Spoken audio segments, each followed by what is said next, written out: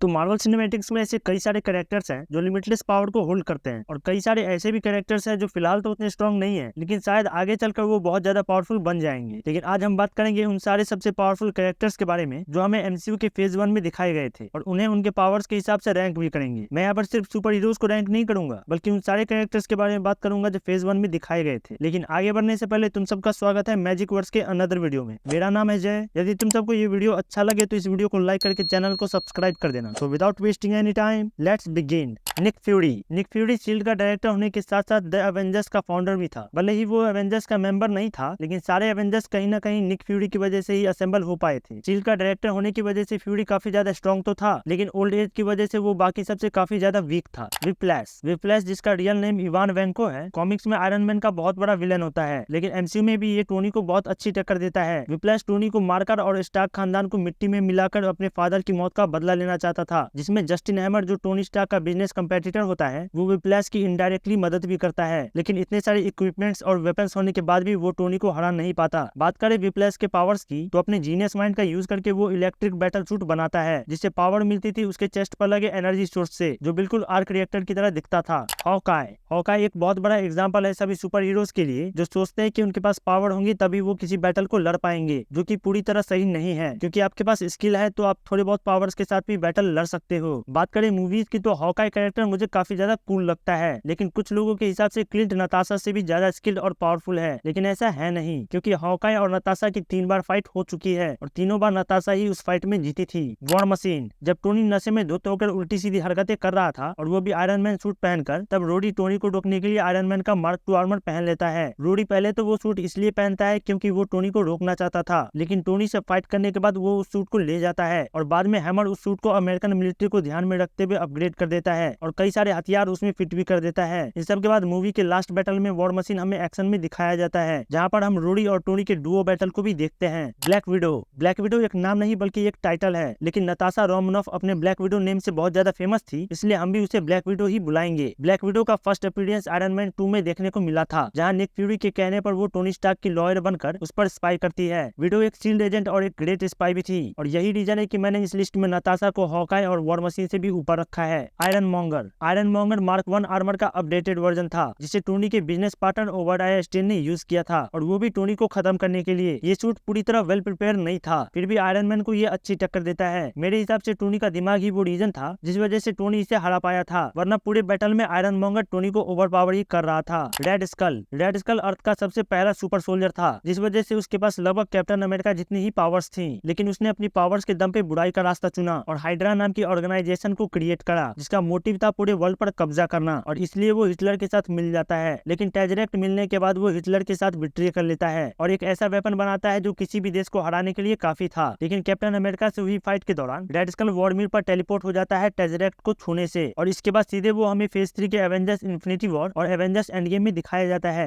Loki, God of मिस्chief Loki phase 1 का सबसे बड़ा विलेन था। लोकी फेज 1 के 6 मूवीज में से 2 मूवीज में दिख चुका था, लेकिन जितने टाइम के लिए भी लोकी हमें दिखता था, उतने टाइम के लिए हमारे अंदर एक अलग सा डर पनपता ही जा रहा था, जो तब जाकर खत्म हुआ जब थॉर उसे एसगार्ड ले गया। लोकी एक गॉड है, जिस वजह से उसकी बॉडी नॉर्मल इंसान से कहीं ज्यादा ड्यूरेबल थी, और यही रीजन है कि दी एवेंजर्स में जर्मनी वाले फाइट में लोकी कैप्टन को ओवर पावर कर रहा था। कैप्टन अमेरिका यानी स्टीव रॉजर्स सुपर सोल्जर बनने से पहले भी कैप्टन अमेरिका टाइटल के लिए वर्दी था। स्टीव बचपन से ही बुराई के खिलाफ लड़ना चाहता था, जिससे मासूम लोगों की जान बची रहे, लेकिन अपने शरीर में 17 से भी ज्यादा जानलेवा बीमारी धारण करने के बाद कोई भी इंसान लड़ना तो दूर ठीक से दौड़ भी नहीं पाएगा, और ऐसी ही कुछ सिचुएशन थी स्टीव के साथ। लेकिन जब उसे सुपर सोल्जर सीरम मिला तो वो सिर्फ स्टीव के लिए ही नहीं बल्कि पूरी दुनिया के लिए वरदान बना। सुपर सोल्जर सीरम मिलने के बाद सिर्फ फेज 1 में ही स्टीव ने 3 बार दुनिया को बचा रखा था, और यही रीजन है कि मैंने कैप्टन अमेरिका को इस रैंक पर रखा है। डिस्ट्रॉयर एक रोबोट जैसा है जिसे मैजिक से कंट्रोल भी किया जा सकता है, और इसे सिर्फ एसगार्ड का राजा ही कंट्रोल कर सकता है। डिस्ट्रॉयर जितना कॉमिक्स में पावरफुल है और जितना मूवीज में पावरफुल है, यदि दोनों में कंपैरिजन किया जाए तो कॉमिक्स का डिस्ट्रॉयर मूवीज वाले से 10 टाइम्स बेटर होगा, और इसलिए मैंने इसे इस रैंक पर रखा है। जहाँ कॉमिक्स में कई सारे सुपर कैरेक्टर्स डिस्ट्रॉयर के नाम से ही कांपते हैं, तो वहीं मूवीज में थॉर का एक लाइटनिंग स्ट्राइक ही डिस्ट्रॉयर को ढेर कर देता है। आयरन मैन यानी टोनी स्टार्क एक जीनियस, करोड़पति, रोमियो और समाज सेवक होने के साथ साथ एक ग्रेट सुपर हीरो है जो दुनिया को बचाने के लिए कुछ भी कर सकता है। लेकिन टोनी हमेशा ऐसा नहीं था। आयरन मैन की पहली मूवी में टेररिस्ट के हाथों पकड़ने जाने से पहले वो एक घमंडी लेकिन तेज दिमाग वाला बिजनेसमैन था, लेकिन जब वो टेररिस्ट केव से आयरन मैन बनकर बाहर निकलता है तब जाकर वो दुनिया को बचाने की सोचता है। अब फेज 1 को फेज आयरन मैन भी कह सकते हो, क्योंकि पूरे फेज 1 में आयरन मैन को बहुत अच्छी तरह से बिल्डअप किया गया है। बात करें आयरन मैन के पावर्स की, मार्क 7 सूट जो पूरी तरह बैटल के लिए रेडी भी नहीं था, उसे पहनकर टोनी बैटल ऑफ न्यूयॉर्क को लड़ता है और एक मिसाइल से पूरी अर्थ को बचाने के साथ साथ बैटल का MVP बन जाता है। एबोमिनेशन की स्टोरी कुछ खास नहीं है, क्योंकि एमिल ब्लांस्की जो अमेरिकन मिलिट्री का एक हाई रैंक सोल्जर होता है, वो खुद पर हल्क के ब्लड को एक्सपेरिमेंट करवाता है ताकि वो भी हल्क जितना पावरफुल बन सके और इनक्रेडिबल हल्क को रोक सके। लेकिन जब इन दोनों का बैटल होता है तो एबोमिनेशन एक वक्त के लिए हल्क को ओवरपावर कर देता है, पर फिर भी वो बैटल हार जाता है। एबोमिनेशन के अंदर हल्क जितने ही पावर्स हैं, लेकिन हल्क के साथ एडवांटेज ये है कि वो जितना ज्यादा गुस्सा होता जाएगा उतना ही ज्यादा पावरफुल बनता जाएगा। हल्क फेज 1 के 2 मूवीज में दिख चुका था, जिसमें से एक हल्क की solo movie the incredible Hulk थी, जो MCU के सबसे बड़े डिजास्टर्स में से एक है और शायद यही रीजन है कि अब तक हल्क की दूसरी सोलो मूवी नहीं आई है। बात करें हल्क के पावर्स की, तो हल्क MCU के सबसे स्ट्रॉन्गेस्ट कैरेक्टर्स में से एक है, जो इतना ज्यादा पावरफुल है कि बैटल ऑफ न्यूयॉर्क में जहां एक लेवियाथन को संभालने में एवेंजर्स की जान जा रही थी, वहीं हल्क उसे सिर्फ एक पंच में ही ढेर कर देता है। फेज 1 में हल्क हमें जितना पावरफुल दिखाया गया था, उसके मुकाबले अभी का हल्क कुछ भी नहीं है और यही रीजन था कि जब हल्क की फाइट थॉर से हुई थी तो वो उसे अच्छी टक्कर दे पाया था।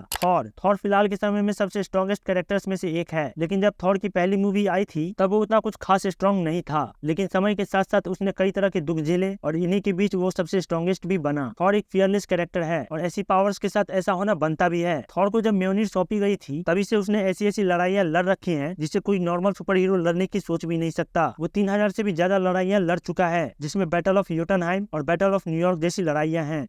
ऑडिन फेज 1 में दिखाए गए सभी कैरेक्टर से कहीं ज्यादा पावरफुल थे। ऑडिन इतने पावरफुल थे कि फेज 1 के second most powerful character Thor को वो एसगार्ड से ऐसे बैनिश कर देते हैं जैसे वो कुछ हो ही ना। ऑडिन फेज 1 में लगभग 5000 साल के थे, लेकिन फिर भी कई सारे ऐसे पावरफुल प्लैनेट्स और पावरफुल कैरेक्टर्स थे जो ऑडिन के इस एज में होने के बाद भी एसगार्ड पर हमला करने की सोच भी नहीं सकते थे। जब बाइफ्रॉस्ट तबाह हो गया था तब द अवेंजर्स में वो ऑडिन ही थे जो अपने डार्क मैजिक से थॉर को अर्थ पर भेज पाए थे और साथ में उनके पास ऑडिन फोर्स भी थी, जो यूनिवर्स के सबसे पावरफुल थिंग में से एक है। तो दोस्तों ये था एक लिस्ट MCU के फेज 1 के सबसे स्ट्रॉन्गेस्ट कैरेक्टर्स का। आपको ये वीडियो कैसा लगा हमें कमेंट में जरूर बताना और अच्छा लगा हो तो इस वीडियो को लाइक करके चैनल को सब्सक्राइब कर देना। मिलते हैं नेक्स्ट वीडियो में।